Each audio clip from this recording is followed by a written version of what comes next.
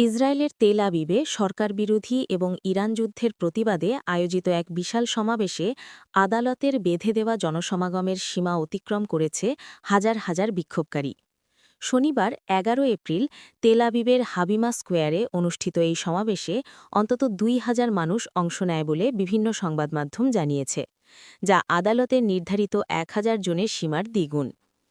Iran ও যুক্তরাষ্ট্রের মধ্যে সম্প্রতি কার্যকর হওয়া যুদ্ধবিরতির প্রেক্ষাপটে জননিরাপত্তার অজুহাতে সুপ্রিম কোর্ট এই সীমাবদ্ধতা আরোপ করেছিল।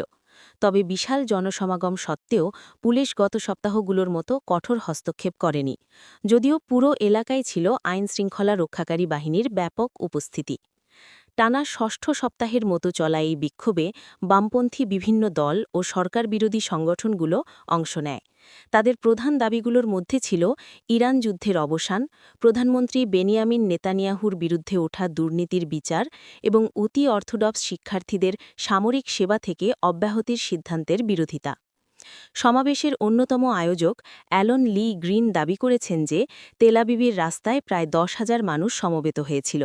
গ্রিন তার বক্তব্যে অভিযোগ করেন, সরকার একটি চিরস্থায়ী জরুরি অবস্থা তৈরি করে জনগণকে আশ্রয়ের আড়ালে আটকে রাখছে এবং এই সুযোগে তারা বিচার বিভাগীয় অভ্যুত্থানের মতো বিতর্কিত আইন পাশ করছে। সমাবেশে উপস্থিত হয়ে আরব সংখ্যাগরিষ্ঠ দল হাদাস এর প্রধান আইমান ওদে বিরোধী দলগুলোর সমালোচনা করে বলেন যে তারা সরকারের বিরুদ্ধে কোনো নৈতিক বিকল্প উপস্থাপন করতে ব্যর্থ হয়েছে। তিনি জোর দিয়ে বলেন যে যুদ্ধের জন্য ইহুদি আরব অংশীদারিত্বের প্রয়োজন না থাকলেও শান্তির জন্য এই দুই সম্প্রদায়ের ঐক্য অপরিহার্য। বিক্ষোভকারীরা এই সময়ে শান্তি, স্বাধীনতা ও সামাজিক ন্যায়বিচার স্লোগানে রাজপথ মুখরিত করে তোলে। তেল আবিব সহ জেরুজালেমের প্যারিস স্কোয়ার এবং হাইফাতেও শত শত মানুষ একই দাবিতে বিক্ষোভ প্রদর্শন করেছে। জেরুজালেমে পুলিশি ব্যারিকেড ভাঙার অভিযোগে ৩ জনকে গ্রেফতার করা হলেও পরে জরিমানা দিয়ে তাদের ছেড়ে দেওয়া হয়। সুপ্রিম কোর্টের শুক্রবারের রায়ে তেল আবিবে জমায়েতের সীমা ১,০০০ এবং হাইফাতে মাত্র ১৫০ জন নির্ধারণ করা হয়েছিল। এর আগে গত সপ্তাহে পুলিশ অবৈধ জমায়েতের অজুহাতে ১৭ জনকে গ্রেফতার ও কঠোরভাবে বিক্ষোভ দমন করলেও এবার তারা কিছুটা নমনীয় ছিল। আদালত তার পর্যবেক্ষণে উল্লেখ করেছে যে কেবল সংখ্যাতাত্ত্বিক সীমা অতিক্রম করলেই পুলিশ বিক্ষোভ ছত্রভঙ্গ করতে পারে না।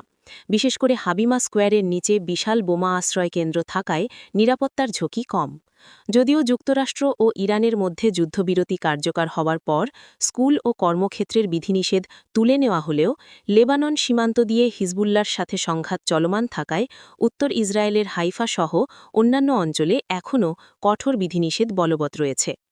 সূত্র টাইমস অফ ইসরায়েল। যুক্তরাষ্ট্রের প্রেসিডেন্ট ডোনাল্ড ট্রাম্পের নির্দেশে ইরানকে ঘিরে নৌ অবরোধ শুরু করতে যাচ্ছে মার্কিন সামরিক বাহিনী। মঙ্গলবার ১৩ এপ্রিল সকাল ১০টা থেকে এই অবরোধ কার্যকর হবে বলে জানিয়েছে মার্কিন সেন্ট্রাল কমান্ড সেন্টকম।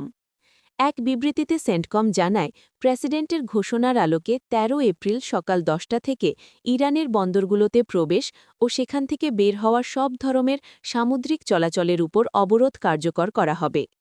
বিবৃতিতে আরও বলা হয়, এই অবরোধ সব দেশের জাহাজের ক্ষেত্রেই সমানভাবে প্রযোজ্য হবে। এতে আরব উপসাগর ও ওমান উপসাগরে অবস্থিত ইরানের সব বন্দর ও উপকূলীয় এলাকায় যাতায়াতকারী জাহাজ অন্তর্ভুক্ত থাকবে। তবে সেন্টকম স্পষ্ট করে জানিয়েছে, হরমুজ প্রণালী দিয়ে যেসব জাহাজ ইরান ব্যতীত অন্য দেশের বন্দরে যাতায়াত করবে তাদের নৌ চলাচলের স্বাধীনতায় কোনো বাধা দেওয়া হবে না। বিশ্লেষকদের মতে এই পদক্ষেপ মধ্যপ্রাচ্যে উত্তেজনা আরও বাড়াতে পারে এবং বৈশ্বিক জ্বালানি সরবরাহেও প্রভাব ফেলতে পারে। এর আগে সামাজিক যোগাযোগ মাধ্যম ট্রুথ সোশ্যালে দেওয়া এক বার্তায় ট্রাম্প ঘোষণা করেন, মার্কিন বাহিনী অবিলম্বে হরমুজ প্রণালীতে প্রবেশকারী বা সেখান থেকে বের হওয়ার সমস্ত জাহাজ অবরোধ করার প্রক্রিয়া শুরু করবে। ট্রাম্প তার পোস্টে উল্লেখ করেন যে এমন এক সময় আসবে যখন সব জাহাজ অবাধে চলাচল করতে পারবে, কিন্তু ইরানের অনমনীয়তার কারণে এখনই তা সম্ভব হচ্ছে না। তিনি আরও জানান যে আন্তর্জাতিক জলসীমায় যেসব জাহাজ ইরানকে টোল বা মাশুল প্রদান করেছে সেগুলোকে খুঁজে বের করতে এবং বাধা দিতে তিনি মার্কিন নৌবাহিনীকে নির্দেশ দিয়েছেন। ট্রাম্পের মতে যারা ইরানকে অবৈধ টোল দেবে তাদের মুক্ত সমুদ্রে কোনো নিরাপদ চলাচলে নিশ্চয়তা থাকবে না।